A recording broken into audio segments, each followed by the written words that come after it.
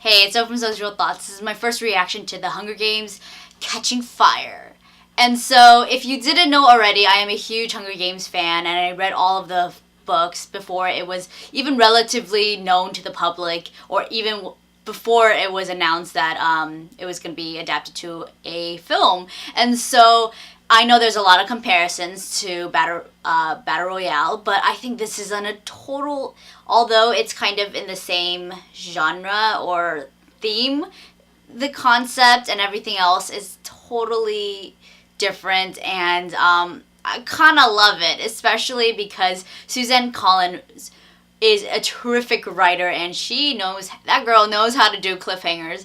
And so the dilemma with being such a huge fan of any series is that you are the harshest critic because you love the material and the books and the stories so much, but at the same time you are just kind of more lenient towards it because obviously you're biased to the whole thing. And so when I watch these films, I'm kind of like torn because I'm so nitpicky with some things, and then I'm like, oh well, it is a film. It is The Hunger Games, so why not? And this is the second installment to the trilogy, Catching Fire, and by far, in my opinion, this is the best second film, one of the best second film of any trilogy. It just exceeds every expectations that I had, and in general, the second book, is much stronger than the first, which is quite surprising because we all know sequels don't do very well, and it was outstanding. It went beyond anything I would have initially thought could be, and they really dive into this world, and wow. Gary Ross is not returning because he wanted a little bit more money, and so Francis Lawrence took over. No relations to Jennifer Lawrence, and he's done I Am Legend, Constantine, and so I had big hopes for this film, and he delivered. There were moments where, he does follow the book very strictly, and almost nothing really gets left out, which is amazing. But considering that this is a 400-page book and they're trying to squeeze it down to this 150-page screenplay, it is a lot to do. And so initially, like the first 30 minutes, they're trying to pack in so many things from, I'm not going to go into the story. If you don't know the story already, I'm sorry. But they're now victors, and Katniss Everdeen and Peeta Mellark are now winners of the Hunger Games, and so they're going on a tour. That's my brief summary. And so they're trying to squeeze this very dense story before they are actually drafted out once again. And so it felt a little rushed at times, but honestly, what could they have done? It would have been nice to have this film a two-parter, but that would have been insane. Or they should have just made it like so much longer, like even 4 hours, because honestly, those 2 hours flew by. It was incredible because you really dive into this world where it is so realistic. Like, to previous, the first movie, it was a little bit sci-fi-ish, but this one, wow, it is so realistic in every aspect. Set design and, oh man, even costume design is a little bit wacky, but it's so set in realism, and I loved it.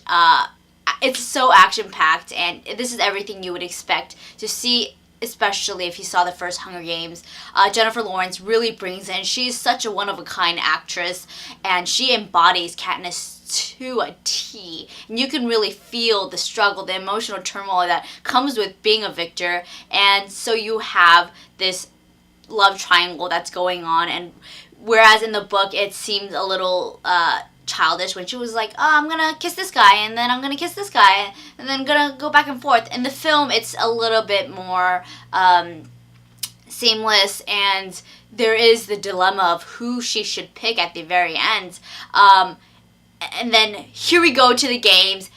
The thing I love about this film the most is the characters. They are individualized and they are highlighted for their talents. It's the guy who plays Finnick. I'm sorry, I don't know your name. Amazing. He was great. I thought he was a little too good looking, but obviously I think that's what they wanted. Jeffrey Wright and Amanda Plummer, who were so fantastic in the film. And let me tell you, my favorite, Jenna Malone as Joanna Mason. I could have never thought of anybody who could have played Joanna better. When it was announced that Jenna Malone was going to play Joanna, I freaked out because it was the perfect casting decision I've ever seen. And of course, Elizabeth Banks returns as Effie, and I really do like her. She won me over, and her elaborate outfits, my god. Trish Somerville, who is the most incredible costume designer of all time. She's done everything, most memorably the girl with the dragon tattoo.